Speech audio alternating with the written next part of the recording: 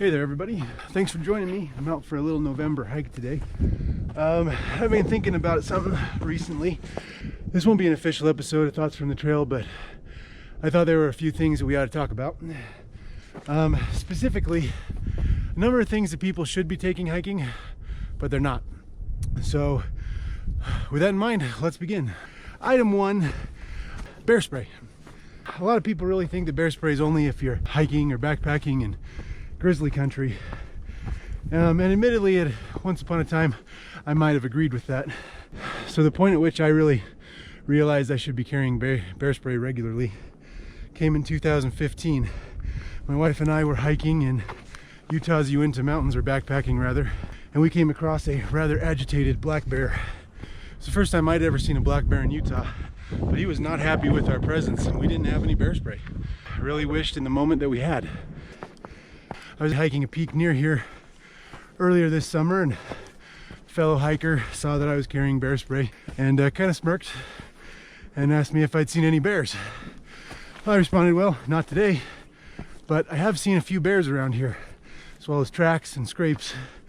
It was less than a mile from here, probably about half a mile, where last month a trail runner kind of had his 15 minutes of fame when he ran into a mother cougar who was protecting her kittens, and he recorded the encounter.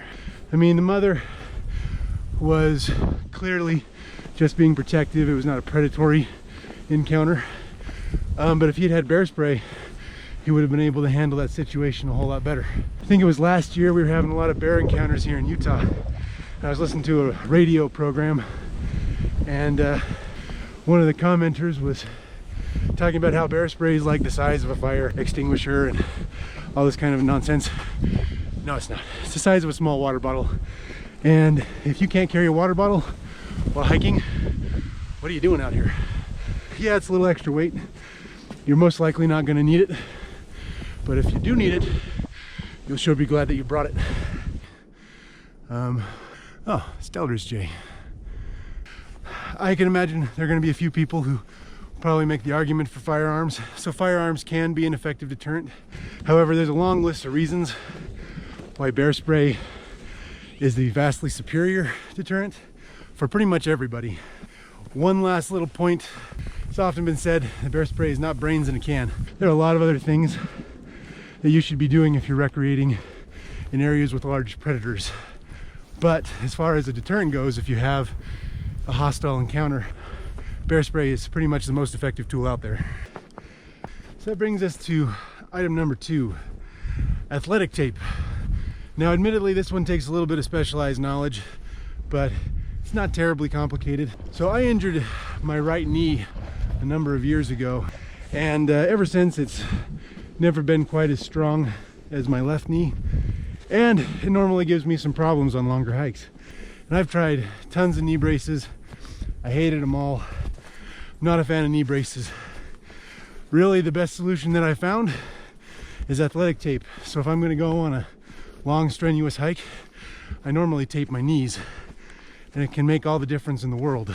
So the next natural question is, well, what if I don't have knee problems?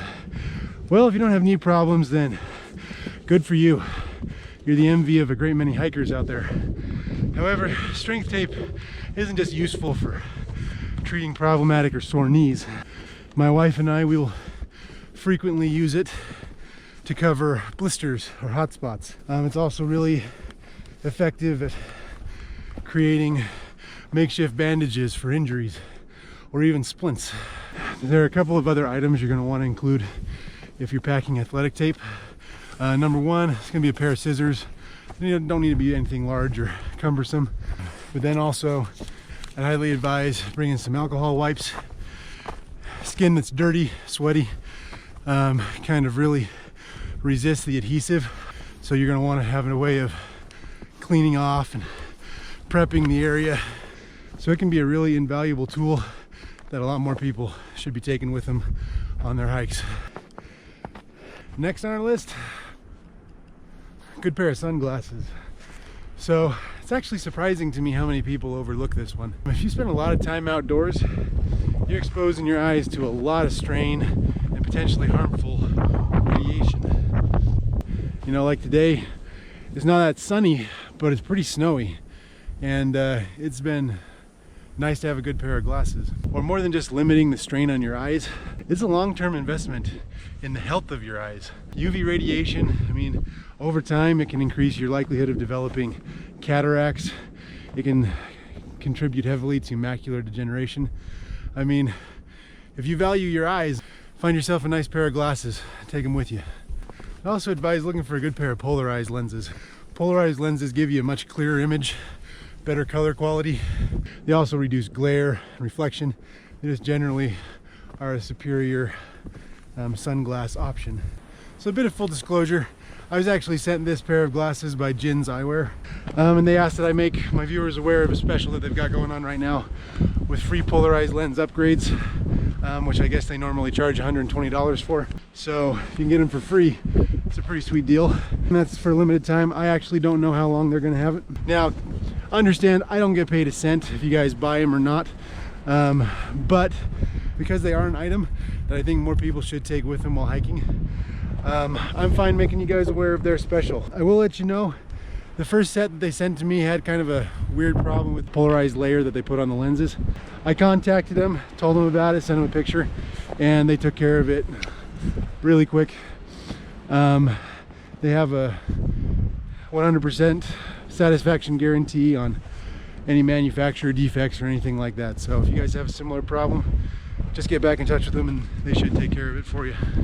So if you guys need a pair of glasses, some quality frames and lenses, go check them out.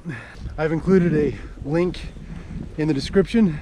You can also use the Home in Wild Spaces 15 promo code and they'll give you an additional $15 off. We've got hundreds of options, so if these frames don't fit your fashion sense, then I'm sure you'll be able to find something that probably will. So next on the list is a pair of binoculars. Now, admittedly, I mean, that can be a lot of extra weight, but you don't need to get a big pair.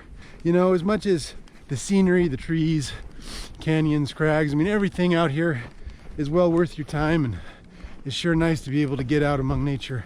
But wild animals, which are kind of the heartbeat to these landscapes, they're pretty good for the most part at staying away from people.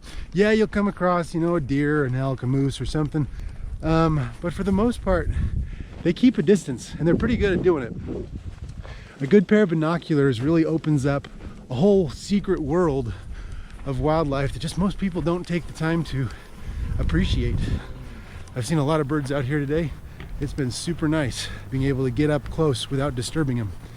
So yeah, binoculars. Don't know why more people don't bring them along.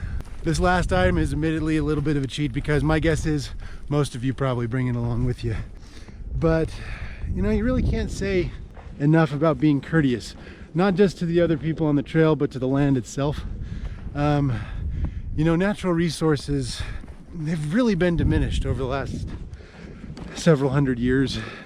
And what we have left today is really only a fraction of what once existed. So you guys know, if you've been watching our videos for a long time, we are super big on leave no trace principles. We just really can't afford to be callous about taking care of these wonderful places. And on top of that, be kind to people.